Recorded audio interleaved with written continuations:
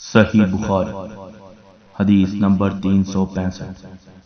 حضرت ابو ہریرہ رضی اللہ تعالی عنہ نے فرمایا کہ ایک شخص نبی کریم صلی اللہ علیہ وسلم کے سامنے کھڑا ہوا اور اس نے صرف ایک کپڑا پہن کر نماز پڑھنے کے بارے میں سوال کیا۔ آپ صلی اللہ علیہ وسلم نے فرمایا کہ کیا تم سب ہی لوگوں کے پاس 2 کپڑے ہو سکتے ہیں؟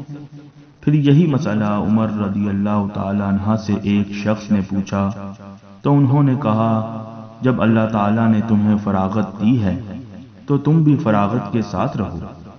آدمی کو چاہیے کہ نماز میں اپنے کپڑے اکٹھا کر لے۔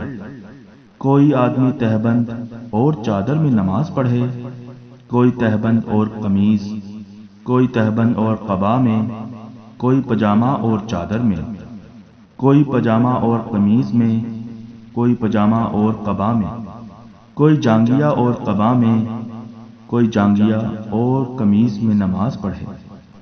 ابو ہریرہ رضی اللہ تعالی عنہ نے کہا کہ مجھے یاد آتا ہے کہ آپ نے یہ بھی کہا تھا کہ کوئی جانگیا اور چادر میں نماز پڑھے۔